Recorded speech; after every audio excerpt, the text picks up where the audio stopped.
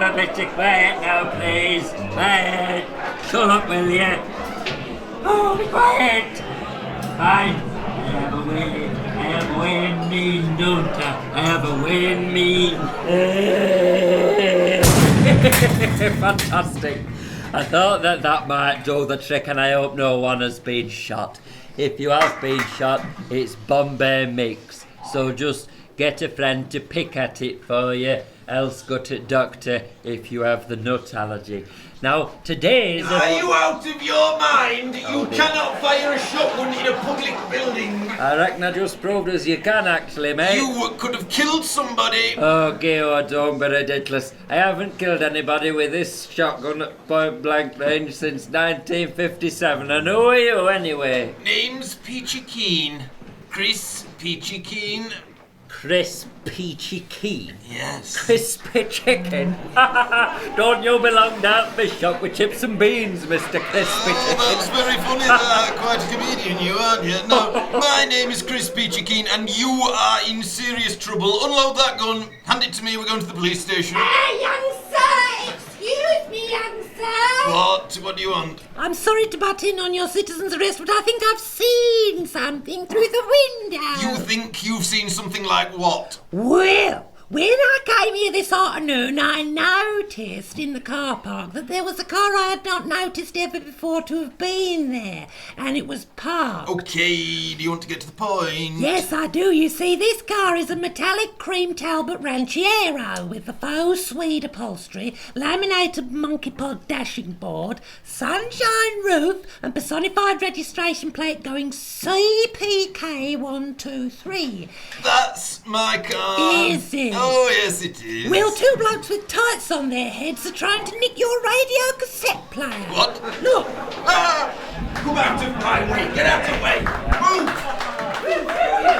And I best go out with gun. Is it getting nasty? I'm going out with gun.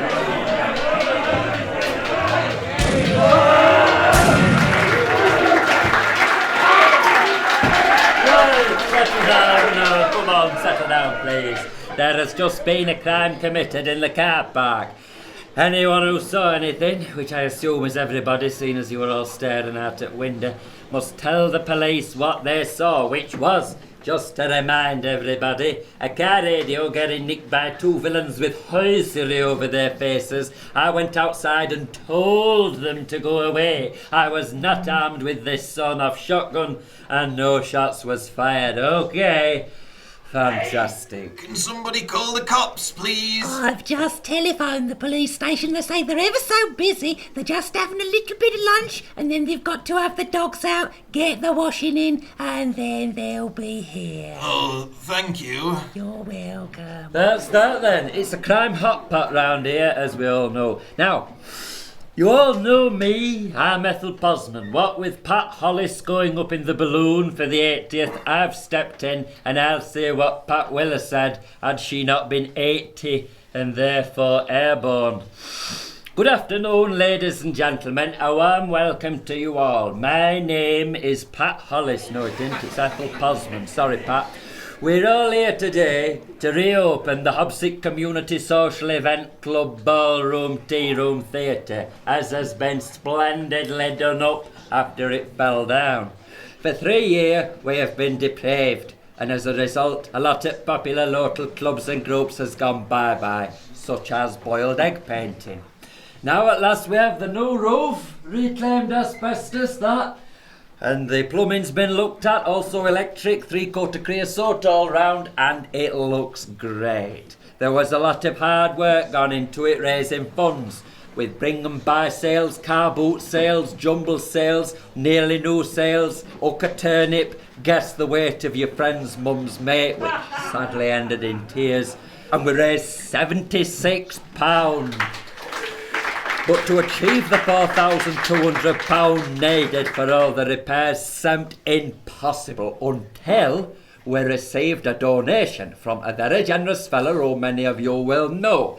Now in a bit we shall get bar open and the Barry Kenny Fence Post Band will be here to play their hits. But first of all, ladies and gentlemen, please show our appreciation to Sir Bernard Moore. Hello, Sir Bernard Moore. Can you finish this chalk ice, please? I can't, I've just had a nectarine. Okay, I'll put it in my pocket. Would you like to say a few words to everybody? Oh! Hey, wait. Yeah, Do you want bucket? no, I'm all right. Gladys Goose has gone to town with Charlie Chicken's checkbook. Everywhere she went, she spent. Now, what do you make of that, Doc? Bucket's there, it's clean, if you want it. Creosote is creosote. Always gets me like this. Creosote. We'll all have dreadful headaches in the morning, eh? But we won't have woodworm. No, that's true. And that's what's important. 3 cheers for no woodworm. Just go along. Hip hip. No woodworm. Hip hip. No woodworm. Hip hip. No woodworm. Very nice. Now have we to move on to the... Yes. The special commemorative brass plaque. Wait, Yes, stop. Hang on a minute. Whoa. What's that? Hold on, that's... Someone's smoking reefer. Well, You smell that? I can just smell creosote. You are not to smoke reefer in here, are you listening? You too. Hey, there is a sign up for boarding the smoking of reefer. Why don't you believe it applies to you?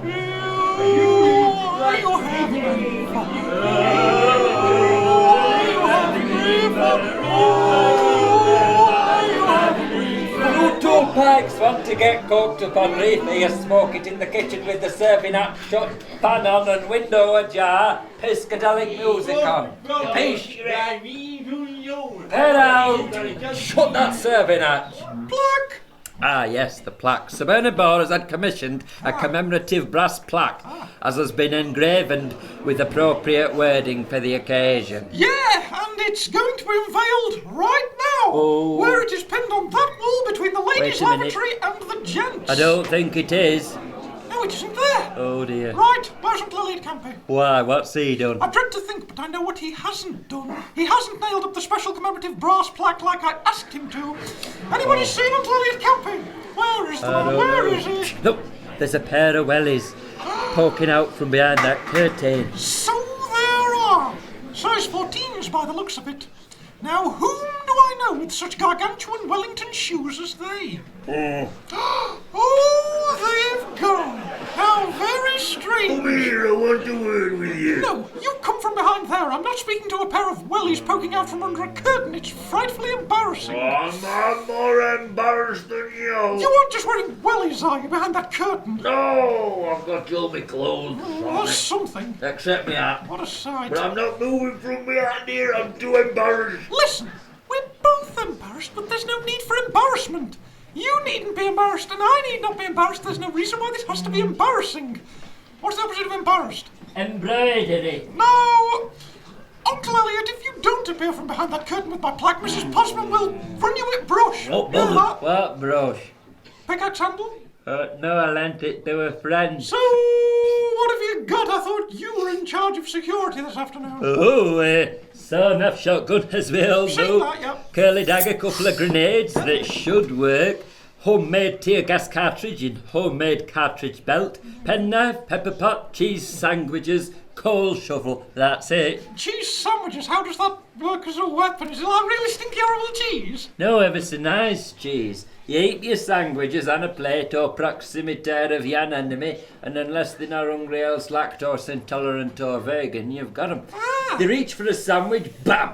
Go shovel it back at head. It's a very effective method. I learnt it back when I was a school dinner lady. I see. So, Anybody who needs sandwiches here? These cheese sandwiches, they're running loose. It's a tried and tested method. It never fails. Uncle Elliot, where's my brass plaque? He can't hear you. Look how dented shovel is. Well, that's no good. We need him awake. Oh, jumping heck, man. Make up your mind. Right, I have just the thing here. Tear gas cartridge. Homemade. Het lid up. Squirt some in his eyes. He'll be wakened in no time.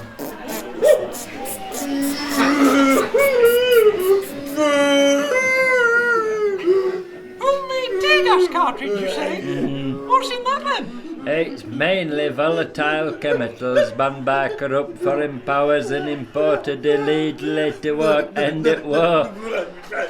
I make it in slow cooker while I'm at hairdressers. I can't stop crying. You're listening to the Suburban Moore Show. I've played a blinder, Bernard. What, you've left it at home? No. Don't tell me you've lost it. No. It's been pinched. A thief has thefted it. No, it's What, not like- been pinned. You want me to explain where it is? Yeah, do you? Right.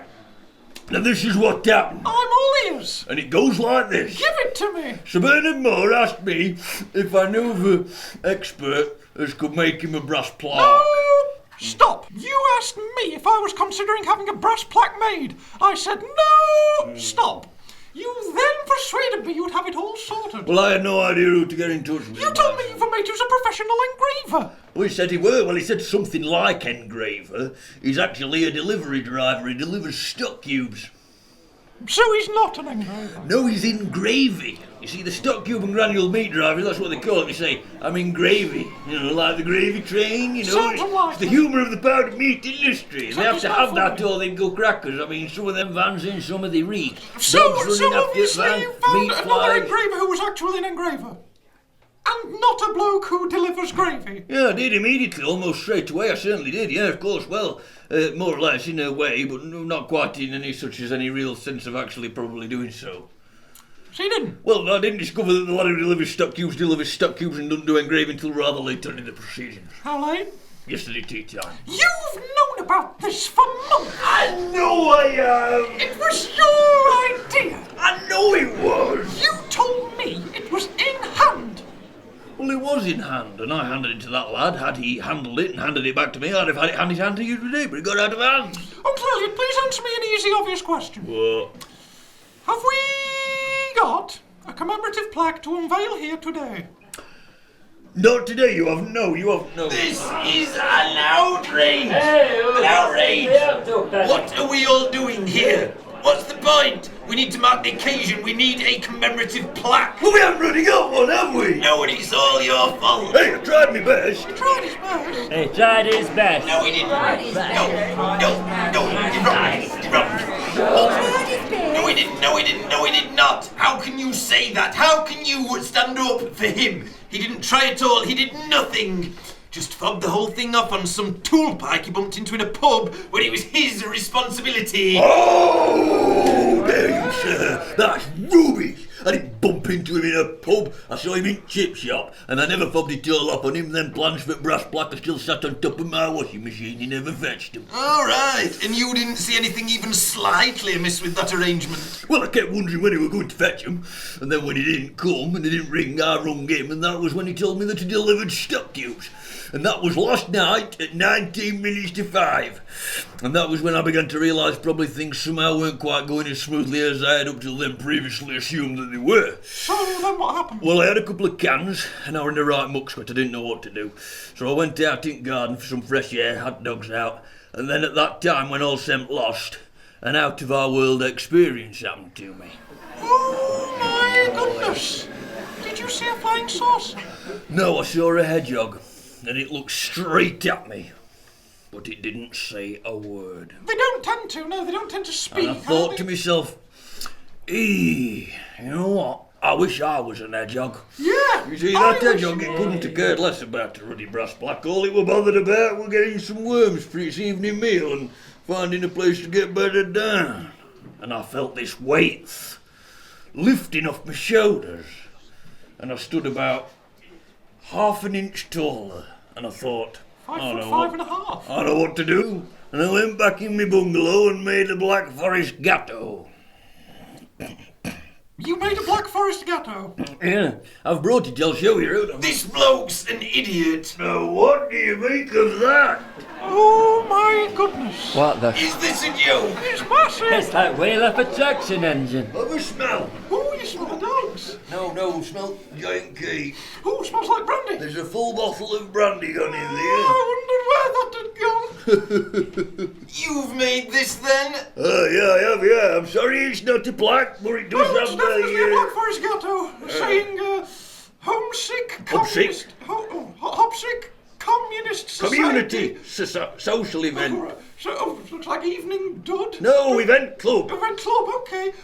Ballroom, not ballroom. Elliot, I'm just reading what I'm seeing. If you've not put it down properly, it's not my fault. Squirty cream, isn't it? P-room theory. Tearoom theatre. Tearoom theatre. Reopened. It looks like reoffended. No, that's a peel. That'd be apt.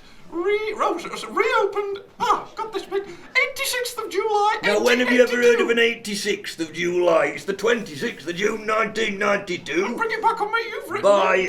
Got it. Sybil, Nidmere and Fred. Right, where when are they getting here? Where are Sybil, Nidmere and Fred? It says Suburban and Friends. Does it? Come on, man. It's not easy to read the squirty cream. It's all melted. It's I messy. didn't want to let you all know it slid about in back of van. He slid. There's a bit of straw there, hold on. I didn't want to let you all down, and I'm hoping that this will do until we can have brass plaque done properly. Well, I don't see why not. Is that all right with everyone? I think it's fantastic and I'm very impressed, and I'd like to say also that I've said it, I'm very impressed. Superb! Excellent! Very good! Good!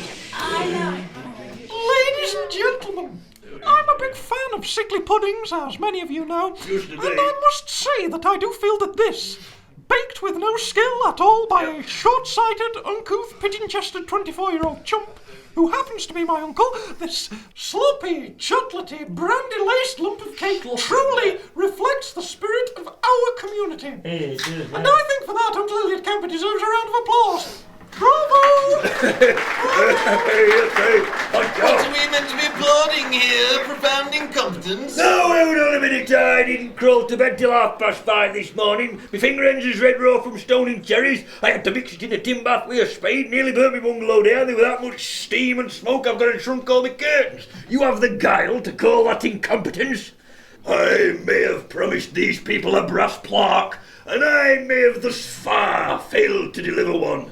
But I've by no means threw my hands up in air and get up. I've rolled my sleeves up and knocked on, so as today could be the celebration as it ought to be. Because everybody getting in the same room at the same time as other folk is what brings people together.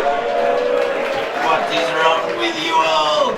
This man told tall tales. He had one job to do today and he couldn't even do that. This thick, ignorant, lazy, drunken teller of tall tales has let you all down. I'm not being spoken to like that, not on a Friday. Hold this bird and don't drop it. What are you doing? Do you know who I am? Yeah, I do, yeah. No, you do not. Oh, yes, I do. I know you very well, mate. I've put two and two together. Yeah. I might be a thick, ignorant, lazy, drunken, profoundly incompetent, short-sighted, pigeon-chested teller of tall tales, but I'm no fool. You, sir, are my younger brother, Troy Simeon Montague Capulet Campey. No, I'm not. All right. Are you the Prime Minister? No. My name is Mr. Peachy-Keene. Mr. Chris Peachy-Keene. My name's Campey. Uncle Elliot Campey. Oh, I know. I know who you are. It's all in here. I bet it is. Stretching back 10 years. Ever since you left school at 14. Every mistake, every altercation, your entire working life in detail. What's that then? Who are you, mister? I am a health and safety at work executive. And this document is my report on you. Oh, I bet that's so interesting. Let's have a quick flick through, shall we? Go on. Turned up to work late. Turned up drunk. When? Turned up in the wrong place. Turned up on the wrong day. Turned up on the wrong day in the wrong place with the wrong tools and argued with a traffic That's warden. only happened once. Argued with work colleagues. Argued with himself in a pub toilet and lost keys to a van. I don't remember that. Lost his way in a van. Lost a van. Lost a convoy of 9 vans that were following his There van were to the only wrong 7. place on the wrong day. Picked up a tramp. I thought he might be my dad. And was he? No, he used to breed greyhounds and then he were in army. Hold on. No, he was in the army first. Oh, shut up. And Nobody then- cares. Your bone-idle, complacent, drunken days are at an end. These 478 pages describe every detail. How you've made a mockery and a mess and a complete disaster of everything. You are good at nothing, Elliot Campey. And now, thanks to all my hard work gathering evidence and things, there's more than enough in this beautiful report to see you get put away for a long, long time. All right. You've made your point.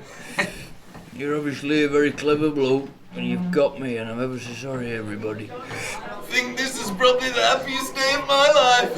Oh, don't look so sad and pathetic. I'll look after you. Have a word with the judge. I'll play tennis with him. I'll see to it they send you to a nice, damp, grim, nasty prison as far away as possible, so you never have any visitors. Meantime, I'll no doubt receive a massive bonus. Pay rise, promotion, brand new Talbot. All expenses paid holiday in the Netherlands or Spain, maybe.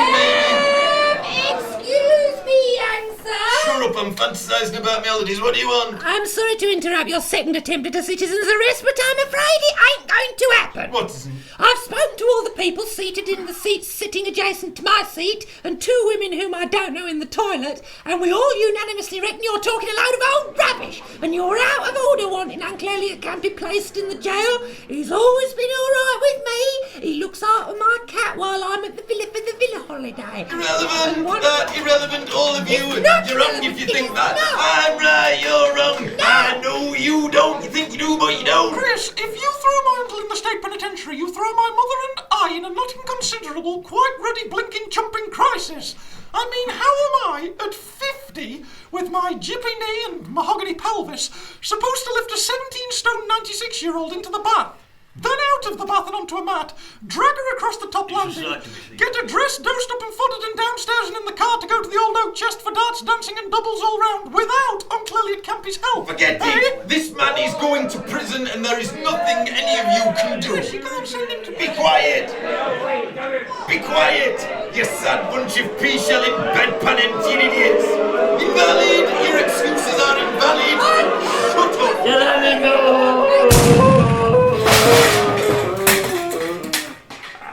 Thank you for shutting up. If you was shot that time, it weren't Bombay mix, it were dog biscuits. You're not right in the head, young woman. I'm going to see to it they throw you in prison as well. Yeah, well, good luck with that, mate. No, it seems to me that you're outnumbered, however many people there is here, to one. No, you're wrong. You've done nought but stir up trouble all of the afternoon. No. I'm in charge here. Me, Ethel wrong. Posman. You're all It's wrong. my name on a bit of paper I've got somewhere that says what I say is happens is what's going to. No. And that means you, I Mr. know you Chris don't. Peachy-Keene, are going to walk out of this community hall and get in that damn Talbot and find your way out of car park and don't come back. I will not be overruled by an old woodworm shed full of feral nutbags. How dare you! There's no woodworm in here, matey. Christopher, you've no class! And let that be a lesson to you. You're in for it now, Campy. I will see to it. Oh, you reckon that is? I'll be back here one day. And I'm going to get you, Campy. At some point.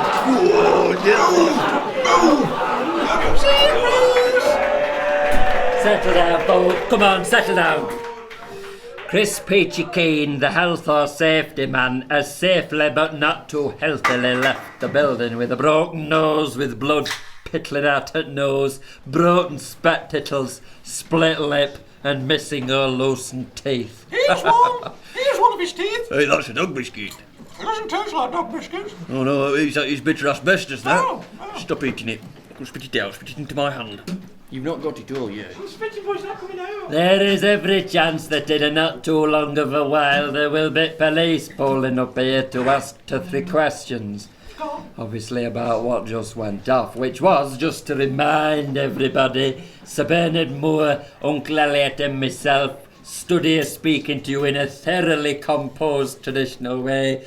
Chris Peachy-Keene walked in, headbutted the floor very hard and then went, okay. Fantastic. Now we're going to have this photo and get this bar open and have a ruddy knees up a walk. Certainly we are. Ladies and gentlemen, gather round the Black Forest Gateau. Mrs. Posman's going to take a photo of us all. And when it's been enlarged and framed, it's going on the wall.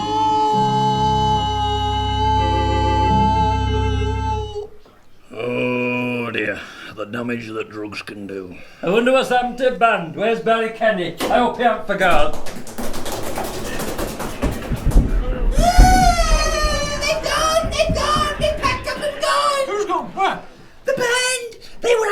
their stuff, and Mr. Chicken Crisps has just given them £20 to pack it all away again and go, and they've gone. The dirty twister. He'll have done it to get his own back, I bet you, that's Yeah, it. it's kind of obvious why he's done it, mate. Could someone with long legs run after the van and tell him to come back? Good, someone with long legs run after the van and tell them to come back. Good, someone with long legs run after the van and tell them to come back. Joe! No need. No need. I've a more betterer idea. An idea not undissimilar to the thought Uncle Elliot had last night, despairing with his situation and left in the lurch.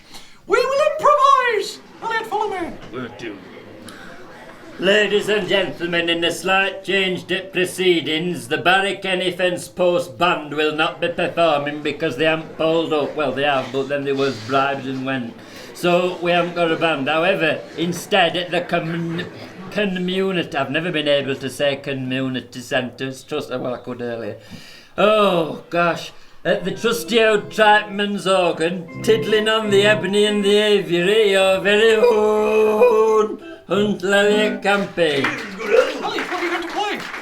Well, I'm going to play organ, aren't I? Oh, what song, what key are you playing in? Well, I'm just going to play these keys, these organ keys here on this here organ. Accompanying at the same time upon an electrical guitar as is plugged in is his nephew, Sir Bernard Moore. I declare this Hobsick Community Social Event Club Ballroom Tearoom Theatre officially... Eventually. Yes, eventually.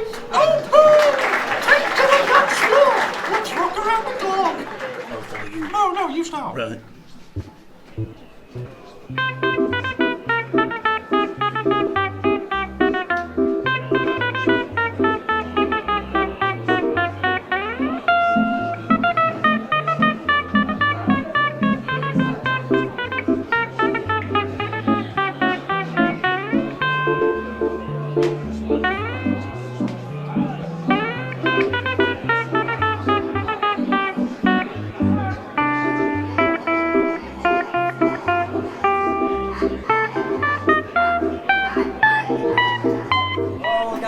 They gathered round the gateau, don't branch, stand in a crescent. Stand in a coiled crescent like a half of a slice of lemon. Smile all, smile now, look pleased to be here. Look in the camera at the photo or it shan't see you. Smile right, 4, 3, 2, 1, bam! Don't breathe, don't breathe, don't breathe. This is the time of move. What are you doing, prodding me? I'm not prodding you, I'm getting it on photo. And you just take me? No, that's timer set off. There's a timer, it times it and then it lets you run away. Oh, have I got time to sneeze? Sneeze? No, you have not got time to sneeze. Stand still and smile and don't breathe. Right, we're doing that again. That will not have been a success. Well, won't it take me? Yeah, it'll take the photo. You sneezing all over that fella's face and 50 people looking at it happening. Oh gosh, did I sneeze in your face? Yeah, I don't know. Everyone curdle round in the crescent. I'm organising this. Everybody curdle round in a crescent, like she said, but ignore what she said. Oh, that capital, come on. That's it. Stand in a curled crescent. John and Dane, you are not in the picture. Move nearer to Mrs. Shawcross and take that cigarette out of your mouth. It looks so cool. Right. 3, 2, 1, bam. It's the timer. Don't breathe, don't breathe. Try and smile as best you can. Fantastic.